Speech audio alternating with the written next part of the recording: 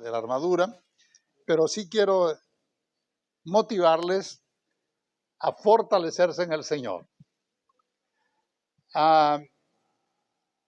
Se puede vivir la vida cristiana de diversas maneras.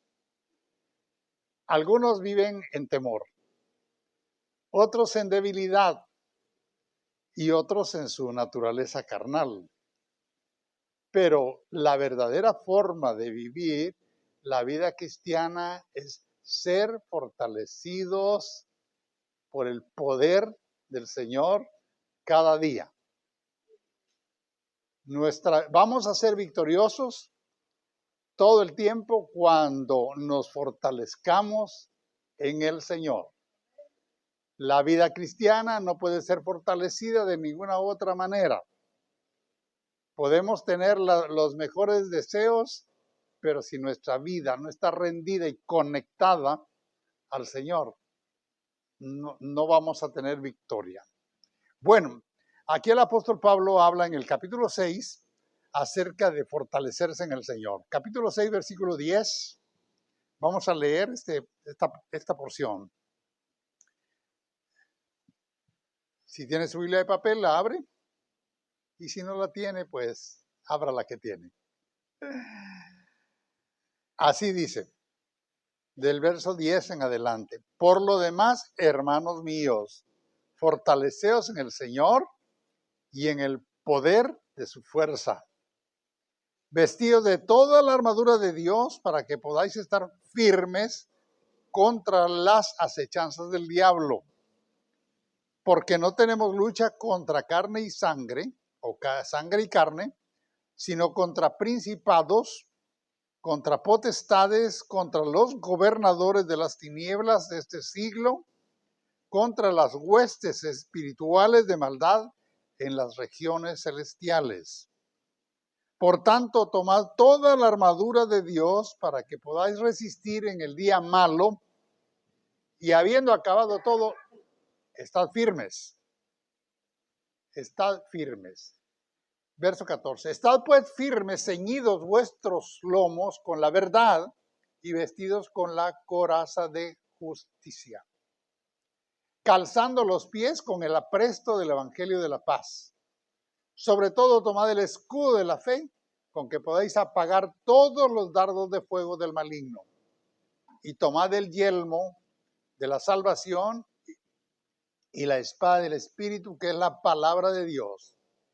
Orando en todo tiempo, con toda oración y súplica en el Espíritu, y velando en ello, con toda perseverancia y súplica por los santos. Dejemos aquí la lectura.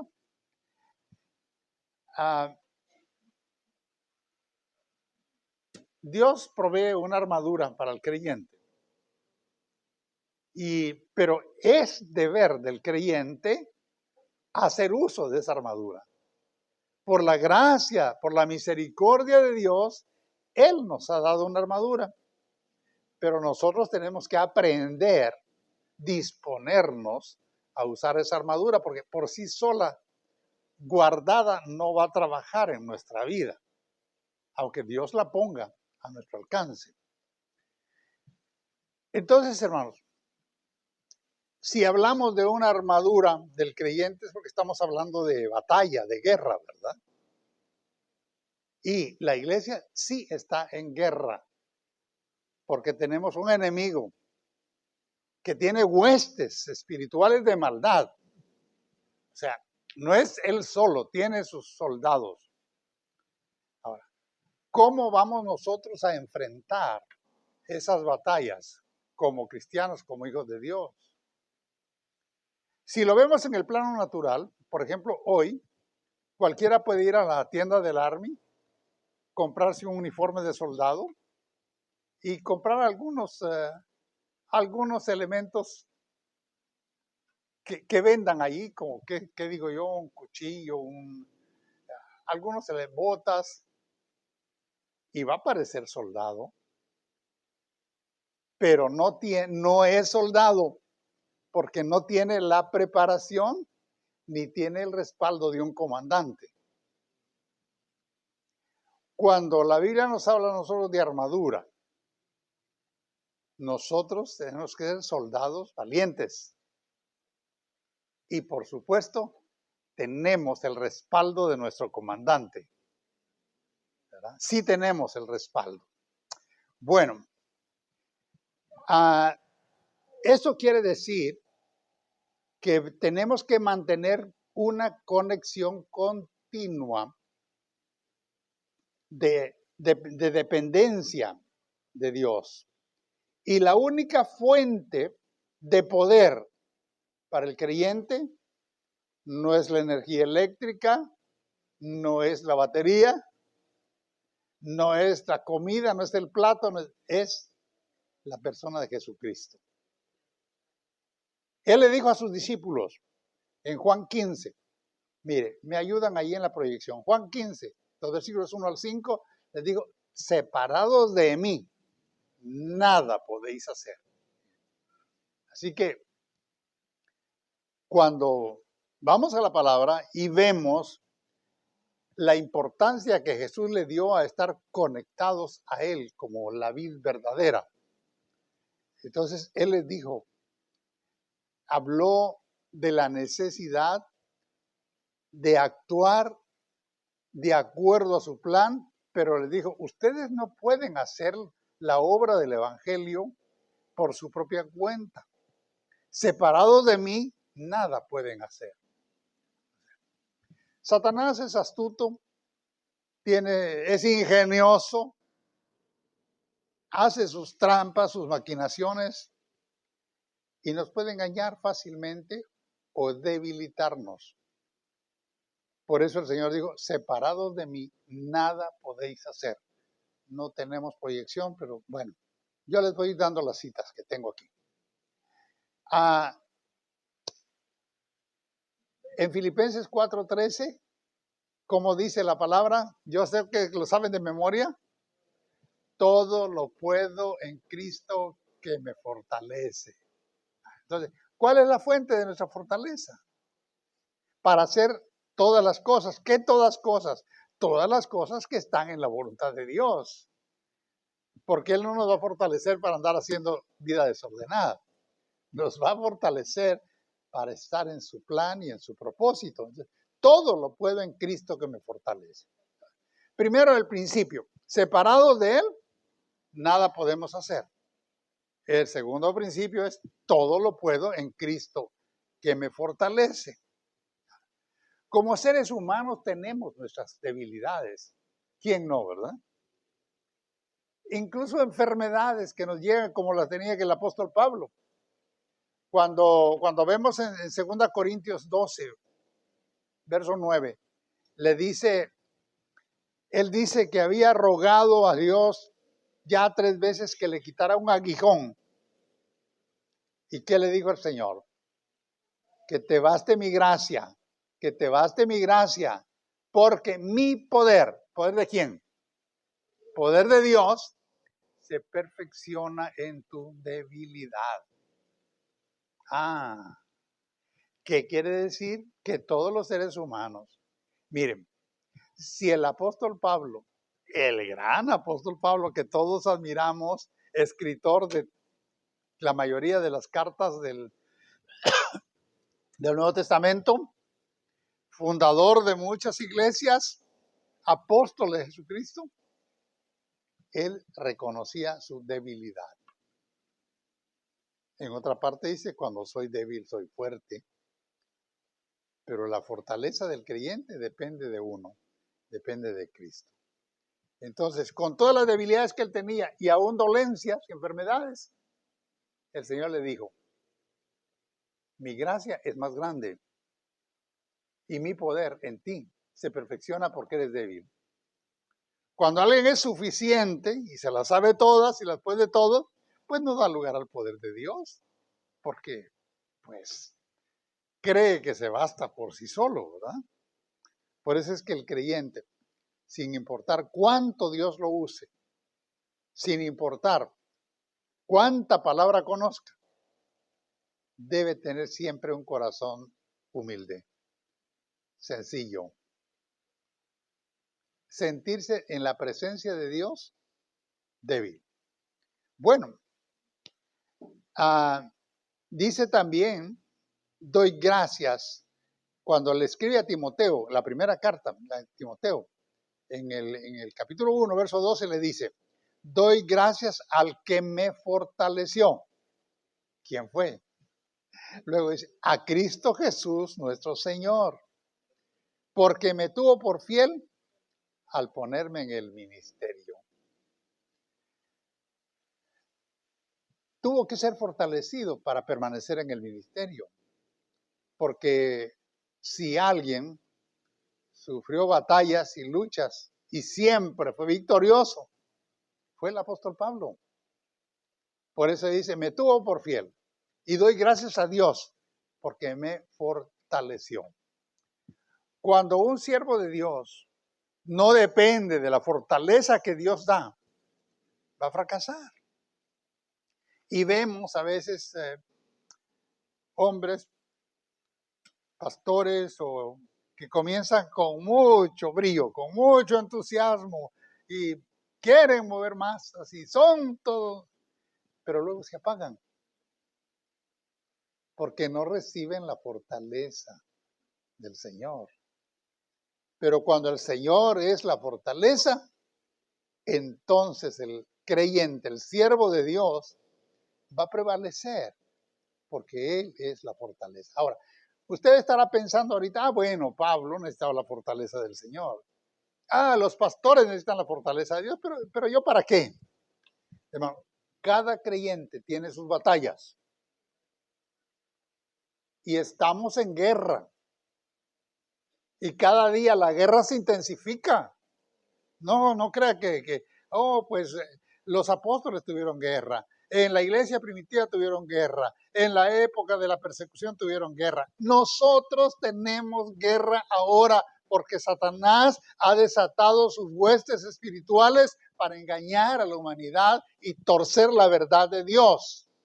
Y nosotros, como soldados valientes vistiendo la armadura de Dios, tenemos que estar valientes al frente para presentar batalla en la defensa de nuestra fe.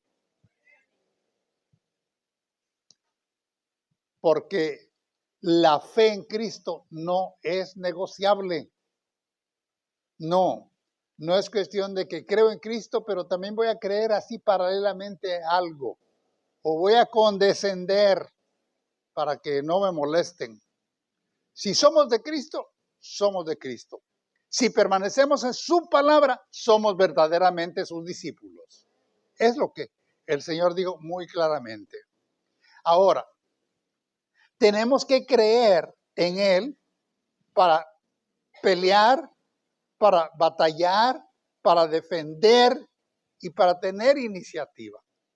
Hermano, cuando estamos hablando de una armadura, de un soldado, no es para que esté durmiendo. El pasaje que leímos dice, habiendo acabado todo, estad firmes. Y si vemos en el ejército, en el army de los países, cuando el comandante está enfrente, los soldados están firmes. Sí, señor. ¿Hay algún colombiano aquí que sabe decir, sí, señor? Que los colombianos. Ellos siempre dicen, sí, señor, ¿verdad? Sí. Bueno, así le debemos decir al Señor, sí, Señor, lo que tú digas, estoy aquí. Miren, aquí mismo en Efesios, en el capítulo 3, el verso 20, el apóstol Pablo dice esto, dice que Él hace las cosas mucho más abundantes de lo que nosotros pedimos. Mucho más abundante de lo que nosotros pedimos y esperamos. De manera que cuando le pedimos a Dios algo, tenemos que expectar que Él nos va a dar la medida rebosante, porque hace las cosas abundantes. Cuando le pedimos al Señor, no tenemos que quedarnos cortos con la expectativa. Ya lo pedí. Siempre me recuerdo yo de Cuando el Señor me llamó al ministerio, estaba yo allá en Guatemala, en la iglesia grande donde pertenecíamos. Tenía a mi cargo los obreros, los que iban a todas las iglesias de la misión. Y pues algunos tenían dificultad de transporte, los dos tenían facilidad. Y decía un hermano, yo le pido al Señor que me dé, aunque sea una carcachita, para poderme mover. Bueno, un día pasó donde estaba la subasta de la policía y estaba la carcachita. La compró y con la carcachita se quedó. Porque no tuvo una expectativa de algo más grande. Nosotros tenemos que tener una expectativa de que Dios hace las cosas grandes, ¿no? Entonces, no vamos a pedir que el Señor en una batalla, pues, salir bien librados, con que ya salí, por lo menos salvé la vida. No, somos victoriosos. Esa es la expectativa que debemos tener, porque el Señor hace las cosas mucho más abundantes de lo que nosotros pedimos y más allá de nuestro entendimiento. Bien, ahora, estamos hablando entonces de batalla, estamos hablando de un enemigo y tenemos que entender quién es el enemigo y cuáles son sus estrategias y cuáles son sus ataques. Porque usted va a decir, pues ya sabemos que el diablo es el enemigo. Sí, claro que él es el enemigo, pero tenemos que saber cómo opera. Cuando dos países están en guerra, el que está de este lado se interesa en saber qué recursos y estrategias tiene el otro para contrarrestarlo, ¿no? Entonces, nosotros tenemos que conocer, como dice el mismo apóstol Pablo, dice que no debemos ignorar sus maquinaciones, porque él vive. Mire, usted sabe que todos los bandidos maquinan sus maldades, ¿verdad? Bueno, pues él es el padre de maldad. Siempre está maquinando. Y entonces el creyente es objeto siempre, es el objetivo, porque él quiere destruir la iglesia y la iglesia está bajo ataque. Y nosotros tenemos que levantar el nombre de Cristo como iglesia y todas las iglesias debieran hacer lo mismo porque en este tiempo la iglesia está bajo ataque. Está infiltrada por los que tienen el entendimiento entenebrecido por Satanás para decirle a la gente de la iglesia que las cosas malas, distorsionadas que el diablo hace son aceptables dentro de la iglesia. Y la iglesia ha aceptado cosas que el mundo hace que son abominables a Dios. Por eso tenemos que levantar la voz, porque estamos en guerra. Es un tiempo de guerra. No es cuestión de que, no, a mí déjenme predicar el evangelio y yo les digo a la gente que se salven, que el Señor perdona. No, sabemos que estamos en guerra y que tenemos que salir en defensa de nuestra fe. Esa es guerra, esa es batalla. Bueno, ¿cómo trabaja el diablo? Miren, es un aprovechado. Cuando te mira débil, cuando siente que estás vulnerable, allí va. Se atrevió a tentar a Jesús. Allí en el capítulo 4 de Mateo, ¿verdad? Dice que tentó a Jesús. Dice, Jesús fue transportado por el Espíritu a un lugar apartado. Desierto, dice la Biblia. Cuando la Biblia se refiere a este tipo de desierto, lo que está diciendo es que no había vida ni habitantes alrededor, sino un lugar muy privado. No se imagine usted a Jesús en medio de la arena ardiente del desierto, a la par de un cactus, no, en un lugar apartado solo, ¿verdad? Bueno, ahí estaba, orando, 40 días y 40 noches. Entonces, cuando terminó, Satanás dijo, está débil, está necesitado, lo voy a tentar.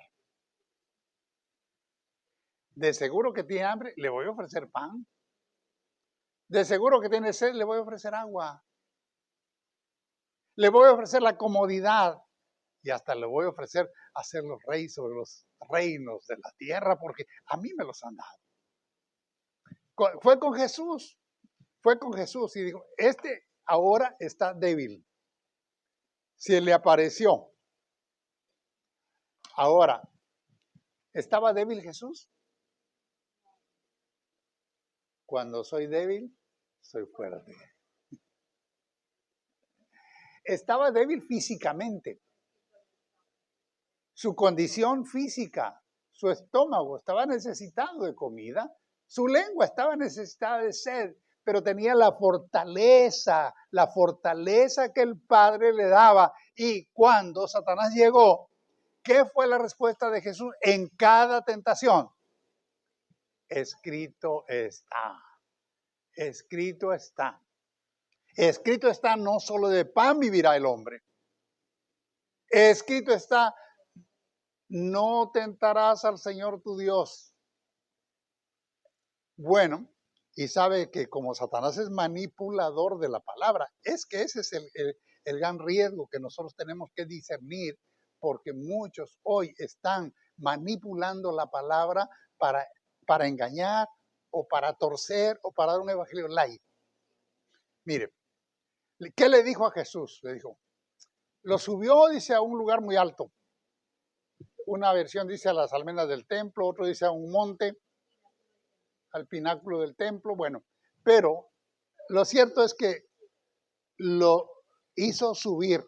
Y eso tiene que haber sido literal, no en el espíritu, porque dijo, échate abajo. Y le dijo, como eres hijo de Dios, échate abajo, porque escrito está, a sus ángeles mandará acerca de ti que te guarden en todos tus caminos. ¿Sabía el Salmo 91? Fíjese, lo sabe.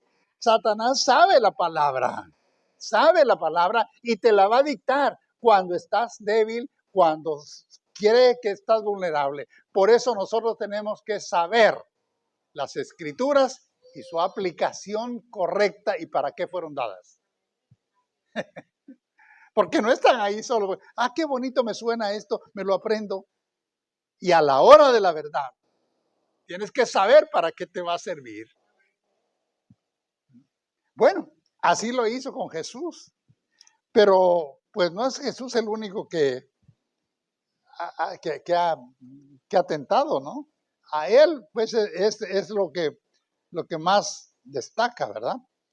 Pero también usa a la gente fanática con intereses propios para instrumentalizarlos y causar daño.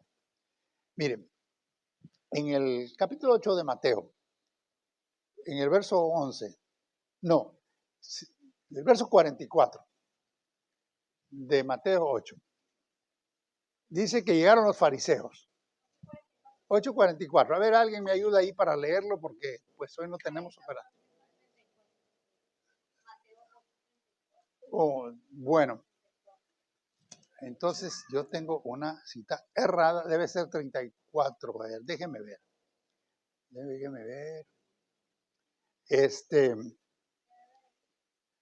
Es cuando habla de que los fariseos llegaron ante Jesús y discutían con él porque siempre buscaban la forma de acusarlo y de anular su ministerio y su figura. Bueno, dejémoslo ahí, pero yo le voy a narrar qué pasó. Jesús les dijo a los fariseos, vosotros sois hijos de vuestro padre el diablo, porque él ha sido mentiroso, homicida desde el principio y no hay verdad en él. Perdón, Juan 8:40, yo dije Mateo, Juan 8:44. Mire, está bien. Si lo tiene Ivana Johanna, ¿lo puede leer?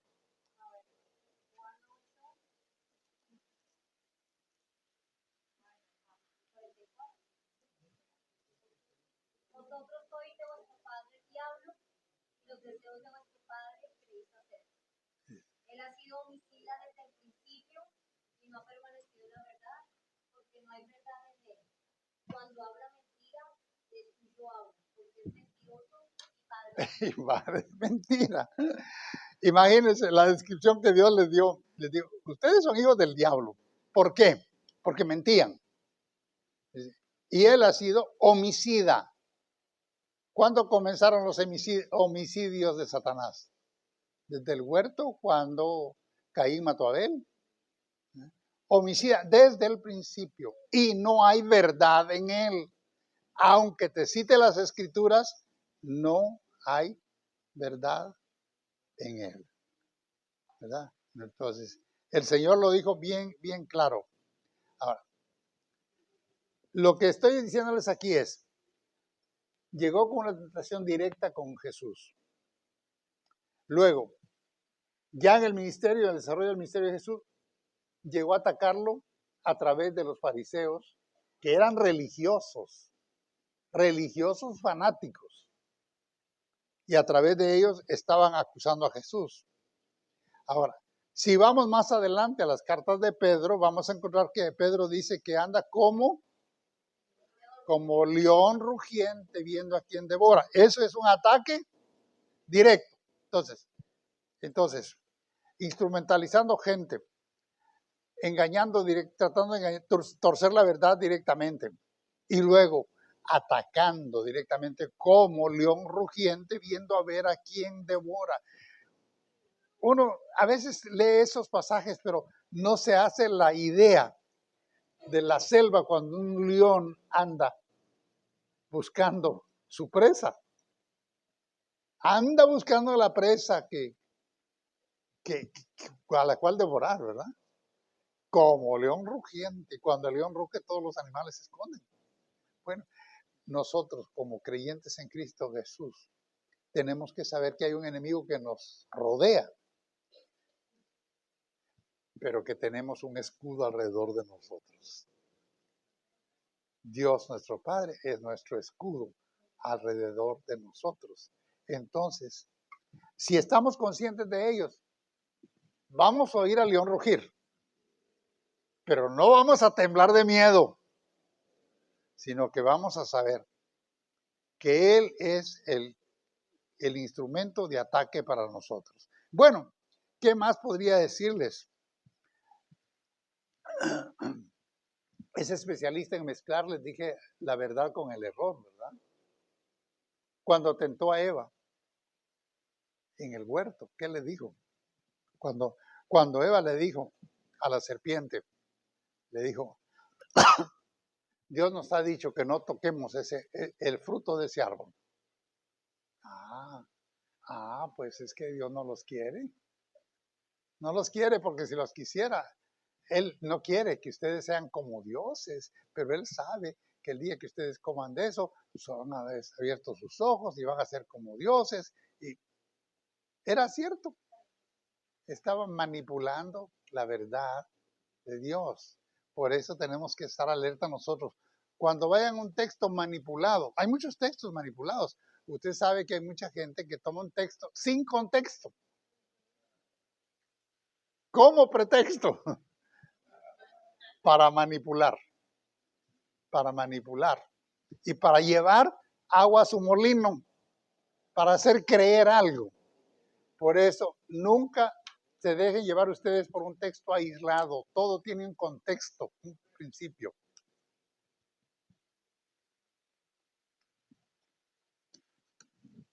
Gracias.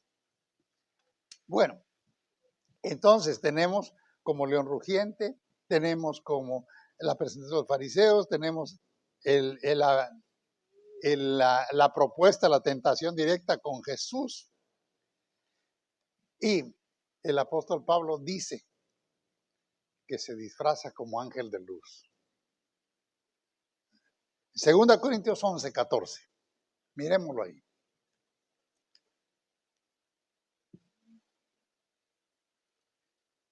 Yo lo busco aquí porque hoy sí no tuvimos operadora, ¿verdad? Pero bueno.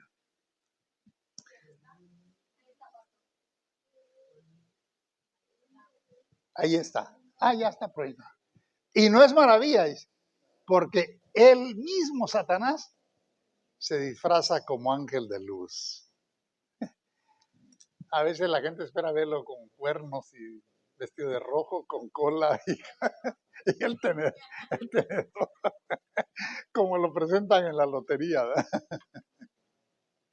Se disfraza como ángel de luz. Pero hay que ver, hay que discernir. Por eso, Dios nos ha dado el Espíritu Santo y con los dones del Espíritu nos ha dado uno que se llama discernimiento de espíritus. Entonces, como creyentes tenemos la capacidad de discernir. Y cuando algo tan lindo que te presenten o que te digan no te haga clic en el espíritu, no es verdad. Porque hay una certificación interna. Tenemos un monitor que se llama Espíritu Santo, que es el que te dice la verdad. Bueno, y dice el apóstol Pablo también, aquí mismo en 2 Corintios 11, aquí, verso 13, dice que usa, que disfraza ministros, dice, a ver, ¿cómo es que dice? Como apóstol, ¿verdad? Porque estos son falsos apóstoles, obreros fraudulentos, que se disfrazan como apóstoles de Cristo. ¿Quién los inspira? ¿Quién los motiva? Satanás. ¿Por qué? ¿Qué es lo que Satanás usa?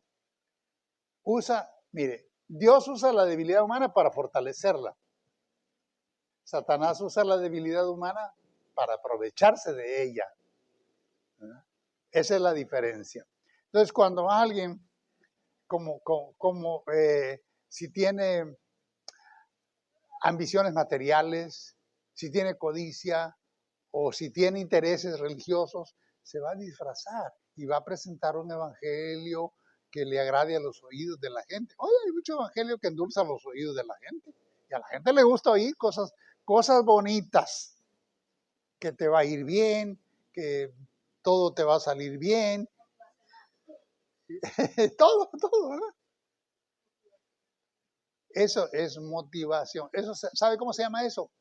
Se llama humanismo.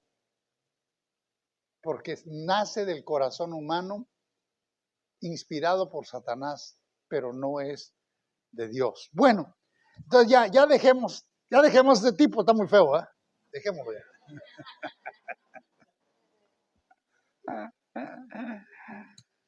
¿Cómo no debemos nosotros luchar contra el diablo? ¿De qué manera no lo debemos hacer? Bueno, el versículo 12 que leímos dice que nuestra lucha no es contra carne y sangre. Eso quiere decir que no es contra seres humanos. A veces juzgamos a la gente por lo que parece o por sus actitudes o porque vienen a hacer, se da casos en iglesias donde hay gente solo a hacer problemas. Gracias a Dios aquí no, ¿verdad? Qué bueno. Alabado sea el Señor. Pero hay lugares entonces, donde sí pasa eso. Entonces, nuestra lucha no es con la gente. Bueno, si alguien es rudo, deje ese problema con él. Si alguien lo ofende, deje ese problema con él. Nuestra lucha no es contra carne, no es contra personas, no es contra gente de carne y hueso, sino lo que se mueve detrás de ellos, porque Satanás los instrumentaliza y entonces influye para causar problemas. La gente, uno puede decir, ¿qué persona tan problemática es tal o cual?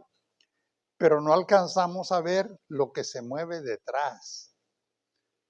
¿Quién lo inspira a sus actos? ¿Qué es lo que está detrás de él? Satanás puede inspirar a la gente, le pone pensamientos, le pone actitudes y todo es de protesta, porque ¿sabe qué? Él se rebeló contra Dios. Entonces va a poner espíritu de rebeldía en la gente siempre. Pero nosotros tenemos que saber que no es nuestra lucha contra seres humanos, sino contra principados y potestades, dice, en los lugares celestiales. Cuando habla de los lugares celestiales no está hablando del cielo, está hablando de los aires, de la atmósfera. Usted sabe que los espíritus malignos se mueven en la atmósfera. Hay más, yo creo que hay más demonios que gente. Cuenta, mire, ¿sabe por qué se lo digo? Porque cuando Jesús liberó a aquel endemoniado gadareno, era una legión, y una legión eran más de 500 soldados. Creo que eran 5,000. Por eso le digo, hay más que gente. Tenemos batalla, pero tenemos promesa que somos vencedores. Entonces, ¿cómo es que no funciona nuestra lucha? No es contra la gente, no funciona por méritos humanos. No es porque yo sea muy especial, cuando a veces hay gente que la califican porque es muy correcta, meritoria, porque hace bondades, obras de caridad y tiene muchos méritos. Pero eso no lo hace ganador sobre las huestes de maldad. Entonces, tampoco es por el intelecto. Intelectualmente vamos a perder con Satanás porque él también es ingenioso. Entonces, no es así el pleito. No es con la ciencia. No. Ni es con la fortaleza física. Es con el poder del Espíritu Santo, con la sabiduría que el Señor nos da. No es el lenguaje, que alguien que tiene un lenguaje florido y argumenta y va con tanto argumento, no va a ganar el diablo. Satanás es astuto. Es con las armas de nuestra milicia, que no son carnales, sino poderosas en Dios para la destrucción de fortalezas. Para mí, ¿sabe el ejemplo que yo encuentro es David cuando Israel estaba en guerra con los filisteos y estaba el gigante Goliat retándolos. El gigante de 3 metros con una gran lanza que pesaba no sé cuántos kilos. Entonces, como no había un valiente, solo apareció David. Saúl, el rey, le dijo, ponte mi armadura. Y se la pusieron. Y sabe que le quedaba guanga.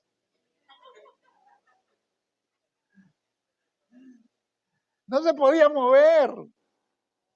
Imagínense, si la cabeza de David era así y la de Saúl era así. Bueno, total que al final dijo, quítenme esto. Yo no estoy entrenado con eso. Porque era la armadura carnal. Era una lucha carnal. El rey quería que alguien fuera y peleara cuerpo a cuerpo con Goliat y lo derrotara. Y eso no era posible porque físicamente no había nadie que tuviera esa capacidad. Entonces, ¿qué hizo David? Se fortaleció en Jehová. Se quitó todo eso, tiró la armadura por allá, agarró su bolsita, le puso 5 piedras del arroyo y ahí te va.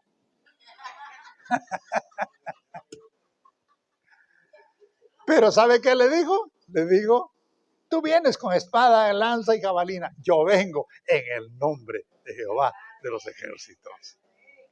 Tenemos que aprender eso, hermanos. Tenemos que aprender eso. Nuestra batalla no es contra gigantes carnales. No, es contra principados, es contra potestades. Entonces, ¿y para qué es la armadura de Dios entonces? Aquí el apóstol Pablo dice en el versículo 13, a ver, lo tenemos en Efesios, capítulo 6, ¿verdad? El versículo 13. Por tanto, tomad toda la armadura de Dios para que podáis resistir en el día malo. Ah, va a haber día malo, ¿verdad? ¿Usted quiere que va a haber día malo? La gente espera, ¿cuál será el día malo? ¿Será cuando la gran tribulación? No, a todos nos pasan días malos. A todos. Cuando vienen las pruebas, cuando vienen los momentos críticos, las situaciones difíciles, aún las enfermedades. Entonces, la gente se debilita. Pero ¿para qué vestimos la armadura de Dios? Para ser vencedores en el día malo. Pregunto, ¿cuántos han tenido un día malo? Gracias a Dios que ninguno, ¿verdad? Ese día malo, usted tiene la armadura de Dios para resistir en el día malo. Los ataques llegan por sorpresa a veces, ni se lo esperaba. A veces resulta como las tormentas de granizo, ¿eh? Usted no esperaba, ni la habían pronosticado y viene y cae. Así pasan las cosas. Entonces, me inspira mucho a mí el salmista David, que tenía una confianza tan plena en el Señor. En el Salmo 49, el verso 5 dice, ¿por qué habré, en las notas ya no está, pero es Salmo 49, verso 5. Dice, ¿por qué habré de temer en los días de la adversidad? Cuando me rodee la iniquidad de mis opresores. ¿Por qué he de temer? ¿Por qué? No tenía razón para temer porque su confianza estaba en Dios. Bueno, entonces, hermanos, mire, quise dividir este estudio en dos partes, porque en el próximo miércoles, les quiero hacer una descripción de cada pieza de la armadura y la función que desempeña. Hay un cinto de la verdad. Tiene que saber qué significa eso. Pues no es nada más un cinturón para que no se me caigan los pantalones. No. Usted tiene que saber que hay un casco en la cabeza para proteger. No es solamente para protegerle de un accidente. No.